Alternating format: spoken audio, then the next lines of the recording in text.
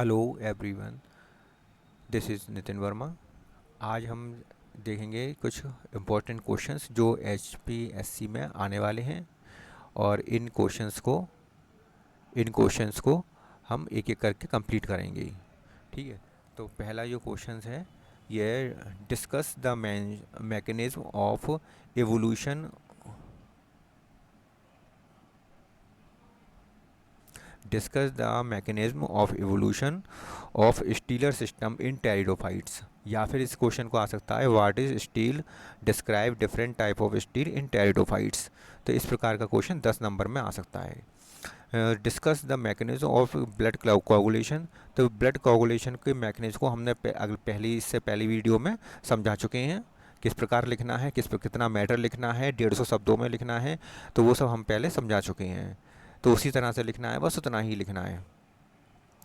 What is HR incompatibility, discuss in brief. तो इस प्रकार का क्वेश्चन 4 नंबर में आ सकता है। 2 नंबर में इनकम्पेटेबिलिटी को क्या होती है, RH इनकम्पेटेबिलिटी क्या होती है, और इसको थोड़ा सा इसके बारे में बताना पड़ेगा। 4 नंबर में आ सकता है। और explain the role of microbes in sewage treatment and industry, ये 10 नंबर में आ सकता है। ठीक है, तो ये जो सीवेज ट्रीटमेंट है ये पूरा डायग्राम सहित बनाना पड़ेगा, और इंडस्ट्री में किस प्रकार से इसका ट्रीटमेंट होता है ये सब एक्सप्लेन करना पड़ेगा। 10 नंबर में आएगा, कम से कम 150 शब्दों में लिखना पड़ेगा। तो 10 नंबर के जो क्वेश्चन है 150 शब्दों में लिखने पड़ेंगे। 15 क्वेश्चन लिखने होंगे, 15 क्वेश्चन होंगे। ठीक है, 18 क्वेश्चन में से 15 क्वेश्चन लिखने होंगे। What is infertility, describe the cause and how ART use to treat it. तो ये जो क्वेश्चन आंसर ये कम से कम 5 नंबर में आएगा। कितने, 6-7 नंबर में आ सकता है इस तरह से।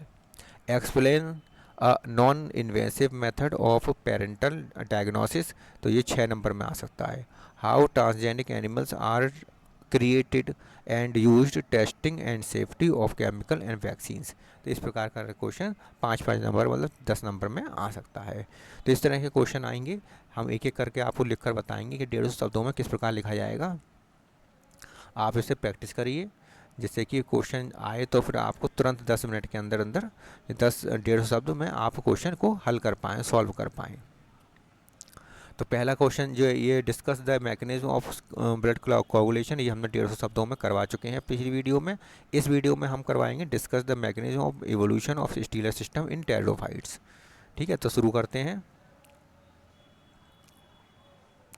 तो पहला क्वेश्चन है discuss the mechanism of evolution of stealer system in pteridophytes, 10 number में है। या फिर इस तरह से पूछा जाएगा what is steel, describe different type of steel in pteridophytes. ठीक है, तो इसमें सबसे पहले तो हम ये देख लेंगे कि स्टील होता क्या है।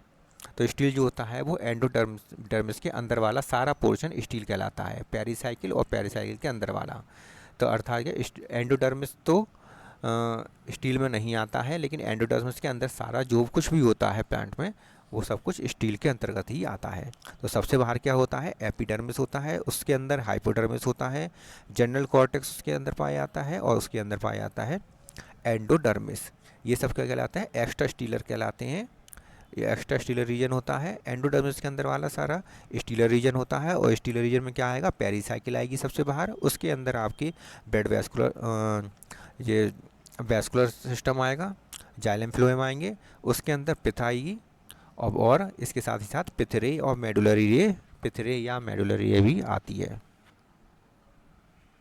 अब सबसे पहले देख लेते हैं कि mechanism of evolution of steles, या हम कह सकते हैं डिफरेंट टाइप ऑफ स्टील के बारे में।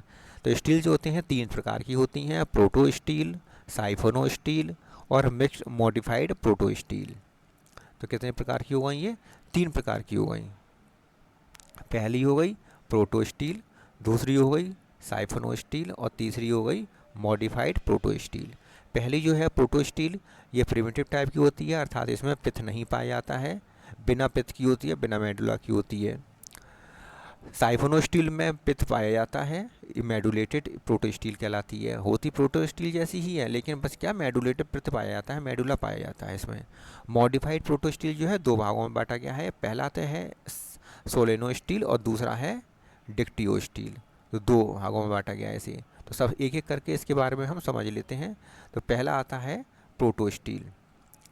प्रोटो स्टील में क्या होता है कि प्रोटो स्टील में सबसे इम्पोर्टेंट बात क्या है कि इसमें जाइलम जो है, एक तो पिथ नहीं पाई जाती, ऊपर से जाइलम जो है वो फ्लोएम से सराउंडेड रहता है। जाइलम की चारों तरफ फ्लोएम पाया जाता है।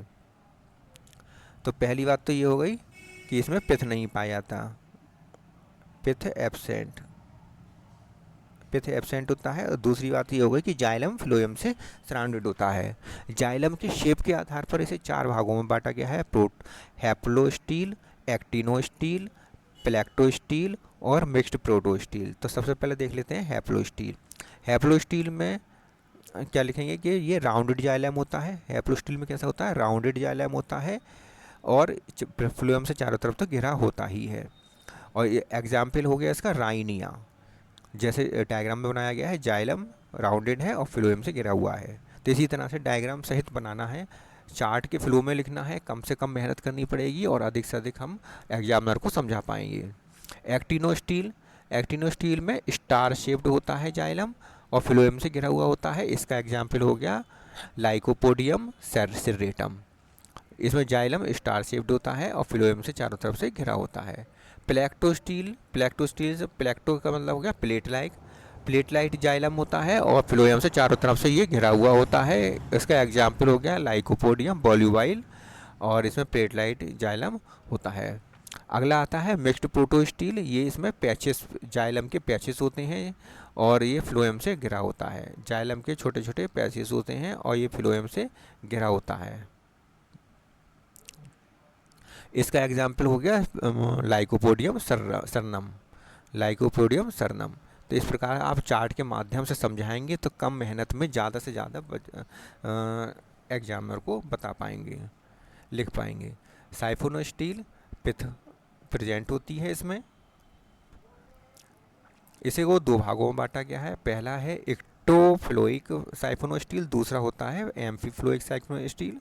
एक्टोफ्लोइक साइफोनो स्टील में जाइलम सराउंडेड बाई फ्लोएम, ये तो होता ही है, इसमें भी जाइलम सराउंडेड बाई फ्लोएम होता है। बस इसमें अंतर क्या होता है कि जाइलम के चारों तरफ फ्लोएम पाया जाता है, केवल एक ही साइड में, केवल बाहर की तरफ ही फ्लोएम पाया जाता है, आउटसाइड में, आउटसाइड में जाइलम के आउटसाइड में फ्लोएम पाया जाता है, केवल एक ही साइड में।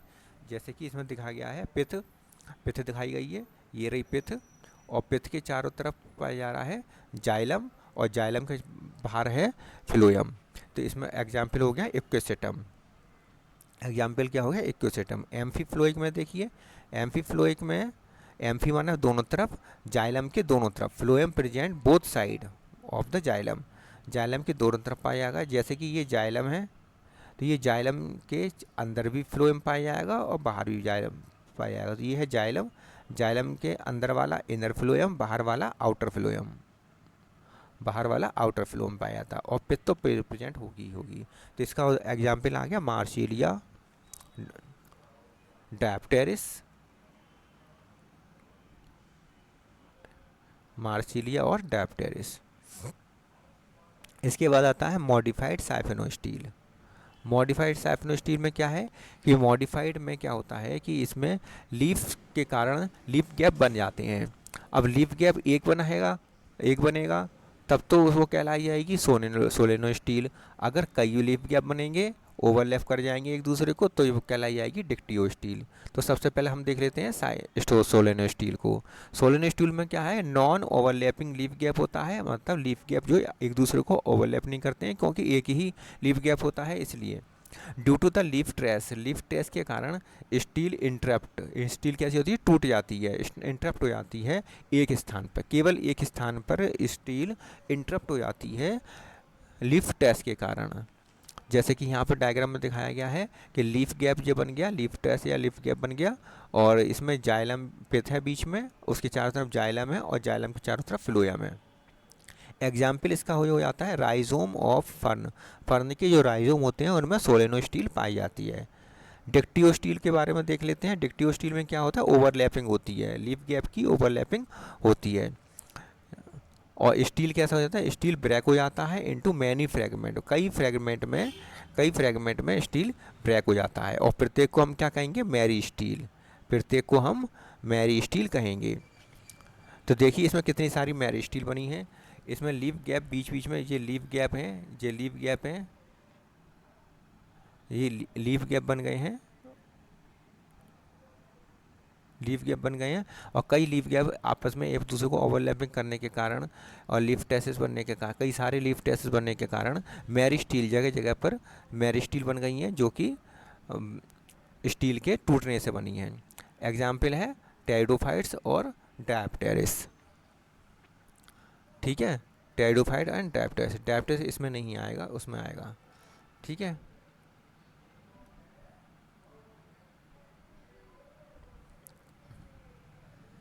किस में आएगा, डिक्टिव स्टील में आएगा। ठीक है, डिक्टिव स्टील में आएगा। तो इस प्रकार ये क्वेश्चन हो जाता है पूरा 150 शब्दों का क्वेश्चन, 150 शब्दों में लिखना होता है। 10 मिनट में आप इससे ज़्यादा लिख भी नहीं पाएंगे, इतना ही लिखना ही, और सारी चीज़ें इसमें आ गई हैं, कवर हमने कवर कर ली हैं सारी चीज़ें। एग्जाम्पल इसे देख के काफ़ी अच्छे नंबर आपको दे देगा। ठीक है, तो इस प्रकार आपको लिखना है, और उदाहरण सहित चित्र डायग्राम भी बन गए, उदाहरण भी आ गया, और उसके बारे में भी डिस्क्राइब भी कर दिया इसमें। ठीक है, नेक्स्ट वीडियो में अगले क्वेश्चन के साथ मिलेंगे। तब तक के लिए आप इस चैनल को सब्सक्राइब कर लें, और अगर आप चाहते हैं कि आप इसके नोट्स चाहते हैं, इसकी PDF चाहते हैं, तो PDF आपको 1000 रुपये मिल जाएगी, और वो आपको हमारे व्हाट्सएप नंबर पर आपको व्हाट्सएप करना पड़ेगा, तब आपको मिलेगी। 1000 रुपये में आपको व्हाट्सएप पर PDF कर दी जाएगी, PDF सेंड कर दी जाएगी सभी क्वेश्चंस की, सभी जितने भी क्वेश्चन हैं इसमें जो सिलेबस में है सबकी। ठीक है, तो हम आपको यहाँ व्हाट्सएप नंबर लिख देते हैं। व्हाट्सएप नंबर है हमारा, व्हाट्सएप नंबर है 1228077122457। ठीक है, ओके बाय।